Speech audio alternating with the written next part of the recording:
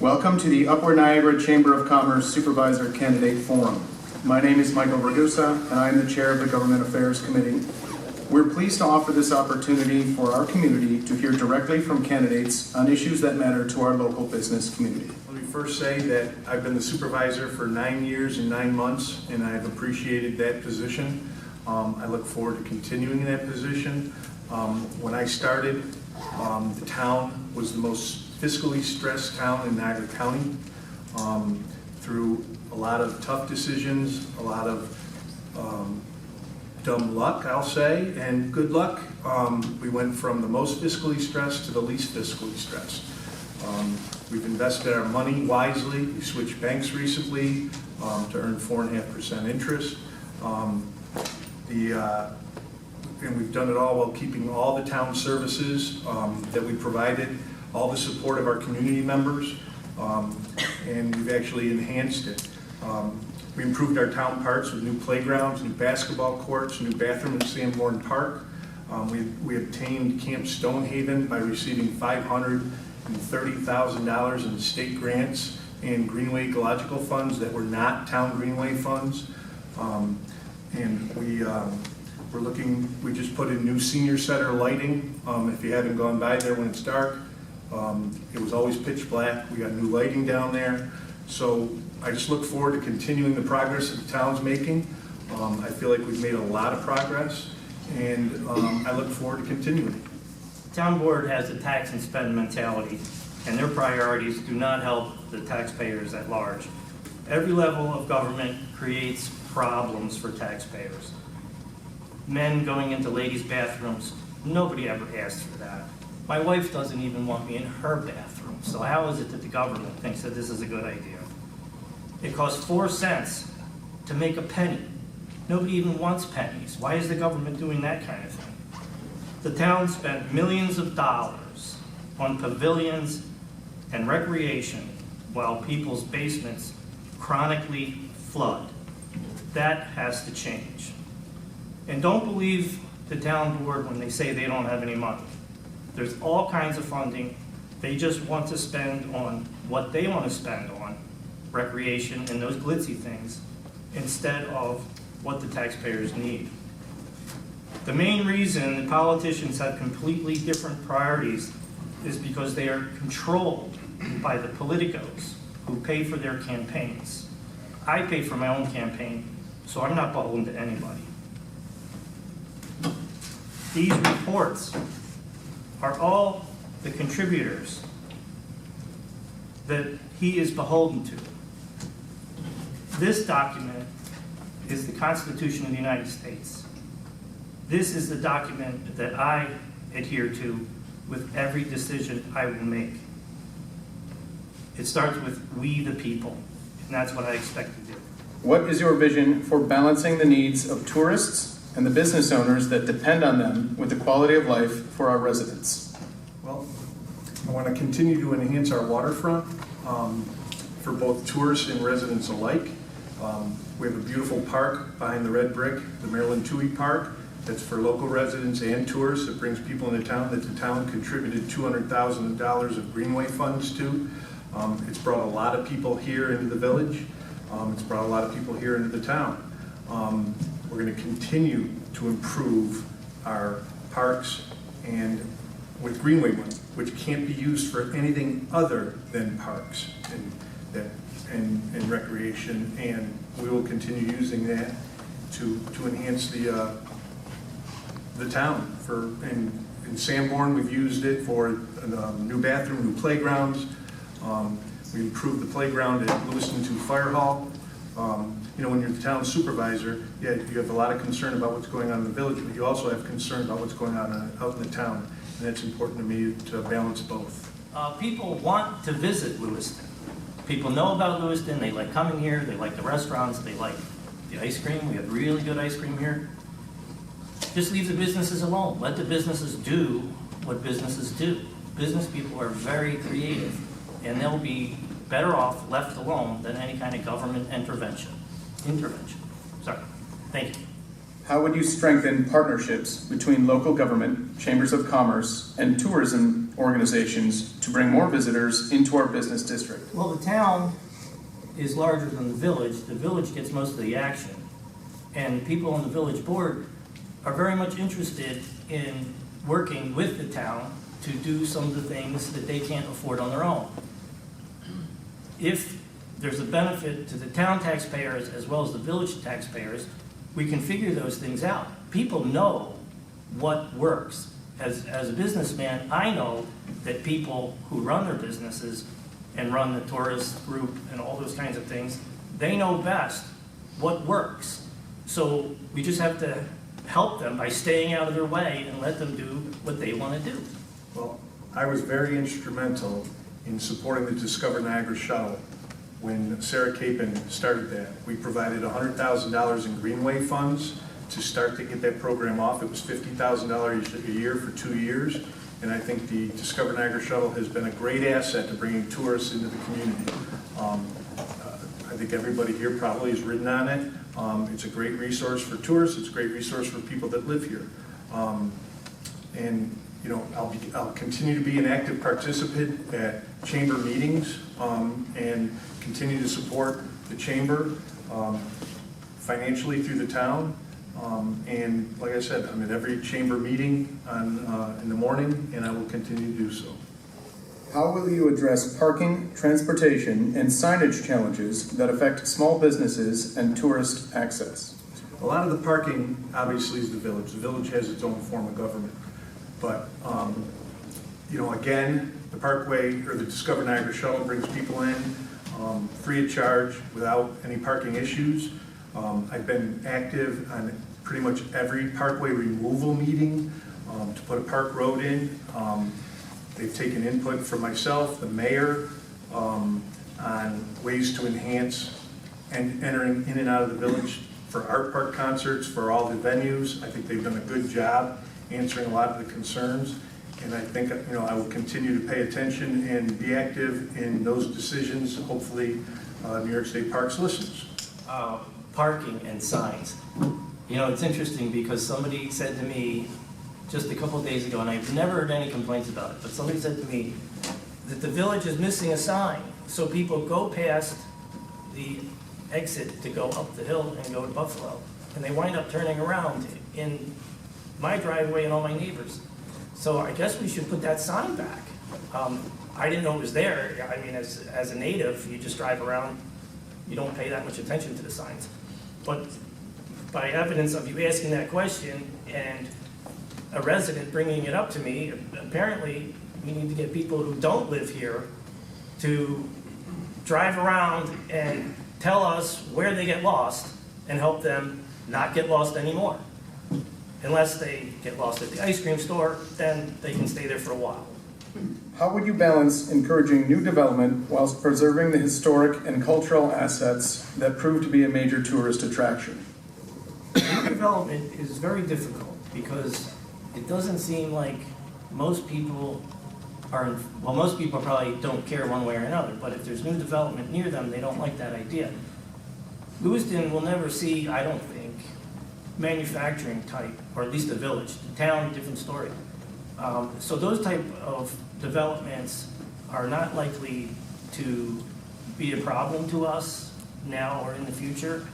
But as far as somebody wanting to start any type of business in Lewiston town or village, we need to stay out of their way, we need to encourage them, and we need to help them with any questions that they have. We need to guide them to the right people so that they can get answers, because that's what businesses want. They want definitive answers. So that's what I would do. And as supervisor, buck would stop with me. I would tell them what they have to do if they were having difficulty, which is very unlikely because the town departments that I've had communications with, they've always been very helpful to me. So by developing in the right areas that are zoned properly for that type of development, R1 for residential, you know, we have no say in the town as far as village development. We have no say whatsoever. But as far as the town goes, you know, you zone properly. We have capital improvement committee that we've put together. We have 5 members of the community. We have some board members. We have both our building inspectors, and we hired Wendell Engineering to put together that new capital plan, and we will address a lot of our town zonings and possibly some more rural business areas to enhance that area, but keeping the charm of the village of Lewiston is a priority, and we're on the outskirts, so we would honor that area. What have you done that you are most proud of in any capacity that has helped the business community? As a participant on the Jazz Festival Board, the Art Park Board, the Chamber Board. I recently got on the Lewiston Council, the Arts Board, after there was issues within the organization to try and keep it the way it has been and the way everybody's liked it locally. You know, I've been visible in this community, and I'll continue to be active. You know, I'm working with Tina Coppins and Mike Marino from the village to put new windows, doors, and a roof on the chamber. And we're going to use our energy account through NIPA to do so. And I'm looking forward to that. I was in there one day when snow was blowing under the door. So I'm going to do anything I can to, as a town supervisor, not a village mayor or village board member, to help the village and help the village businesses. Help the business community by being a patron. I mean, shop here. That's what I do to help the business community. I go to the festivals and the fairs. They're usually interesting. It's fun to get out of the house. And that's what we can all do in this community. Like, we have a great hardware store here. I make a list, I have 10 things, I stop there first. They have probably 9 of them, and one of them is too big for them to carry, you know, as a stock item. So I go up to one of the big boxes.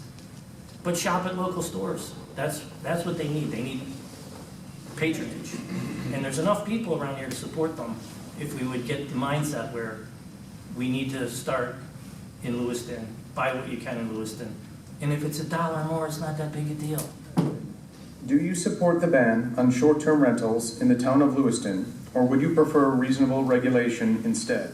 It would be difficult for me to support any type of ban. You're talking about short-term rentals? Yes. That was the question? Yes, that's correct. I really don't like the idea of banning things when people own private property. There are regulations, there's the village zoning, there's the town zoning, there's all of these kinds of things that are in place to keep things from getting too far out of hand. And as far as short-term rentals, like Airbnb, that's what you're talking about, those kinds of things.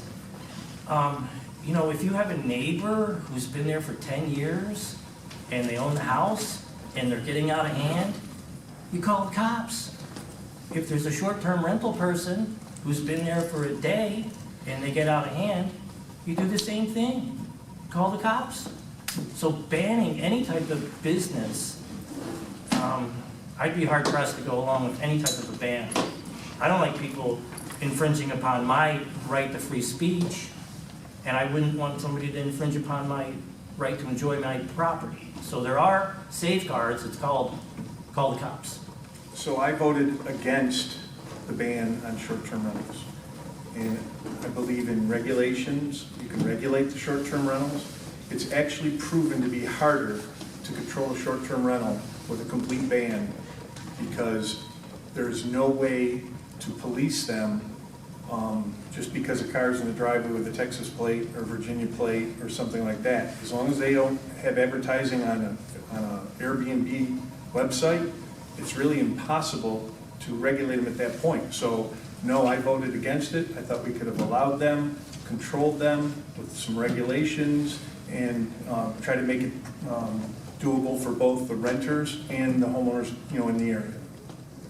What specific plans do you have to support and collaborate with local nonprofit organizations that provide essential services and promote community enrichment in I was an Lewiston? active participant in several boards, Jazz Fest, Art Fest, or Art Council on the Arts, the Chamber, you know, and I'm active in all of those. You know, We supported the Historical Association. We put a new roof on we gave them $15,000 to put a new roof on the Historical Association. Again, what we're doing for the chamber. I will continue to be an active member in this community. You will see me, I will be present, and I will continue to do that. As far as supporting local services, I don't think it could be all that complicated, and I appreciate what Steve is saying about, helping them with the roof and things like that. But they know best what their mission is, and they would be responsible to communicate that mission to the town board. And the town board, village board, I'm sure would be very happy to help them in any way that we could. How will you ensure that Lewiston's permitting and zoning processes are business-friendly whilst maintaining transparency and fairness for all applicants? Permitting and zoning, it's similar to the question that we answered about the short-term rentals. It needs to be clear, and these things are not always easy to understand. And lucky for us, we have boards and people on those boards who are very accommodating. They always have been to me. I'm sure they are to everyone else. And if you can call someone, ask them questions, and get answers that are actually factual answers and not get put off, that is a good thing. And very helpful. And if we wind up with problems, one of my bullet points on my flyer here, just happened to have, I want to establish a review board so that when there is trouble, there's disagreements, because that happens. Actually, it's happened just recently. People get annoyed when they can't talk things out. So with a review board that's made up of a couple citizens, they would be like an interim. And I think that would be very helpful when we wind up with a problem. I think that's easily answered through our comprehensive plan committee. One of our members is here tonight, Steve Lyle. He's on the comprehensive plan committee. But we also have Jennifer Pauley, our former chamber director, is on that committee. We're looking to possibly add some more rural business districts. That's one of the things in the town we're lacking is business districts, rural business districts. And we have Sanborn, we have Ransomville Road in 104. Other than that, with Model City Road, there's some rural business. There certainly could be some opportunities out on Route 104 towards the Cambria area for some rezoning, and that's what we're going to use with the comprehensive plan committee. We're going to put we've got a really good committee. We've got, like I said, Steve Lyle, Jennifer Pauley. We got Dr. Mark Gallo from Niagara University. We have Henry Sandinato, who's a retired DEC engineer. Tim Masters, Ed Zimmerman, myself, and Sarah Wechter on that board. And I think utilizing the comprehensive plan committee and working with Wendell, we'll be able to put together a good plan for the future of Lewiston. What are your ideas for helping existing small businesses grow, especially in terms of funding, promotion, or infrastructure improvements? So right before Jennifer Pauley left, and I talked to Amanda a little bit, the town of Lockport 3 times a year puts out a mailer. It's kind of a town business mailer for what's going on in the town. But through that, they offer free advertising to local businesses. And every issue has different businesses for free that can advertise on that. I look forward to putting that together and working to make that happen sooner rather than later. I've talked to some people about actually sponsoring it, some major companies sponsoring it, and providing spaces for businesses to be in that flyer mailer. And that would be mailed to every home in Lewiston. It wouldn't be like a weekly periodical. It would be mailed directly to every resident in Lewiston. As far as infrastructure and ideas, funding, all those kinds of things, I'd like to expand it beyond the business community. Most people know that we have infrastructure decay in our community. And the current town board is spending a lot of money on recreation. I mean, they have no business buying a campground. None of the taxpayers were asked, can we spend your money on a campground? All the while, people's toilets don't flush when we have a heavy rain. So infrastructure definitely needs to be taken care of. And getting more specific to your question, the state is trying to impose electric heat and electric stoves, ovens. I can't imagine any of the restaurants like that idea. When I'm supervisor, I am going to demand from the state government that we be exempted. If the power goes out in this area, and the governor should know better because she's from Western New York, she's from Hampton. If the power goes out in our neighborhood, we're in trouble. So we need heat that works dependably and toilets that work dependably. How would you work to improve communication between the town government and business owners to ensure that their concerns are heard and addressed regularly? Complaints being heard regularly?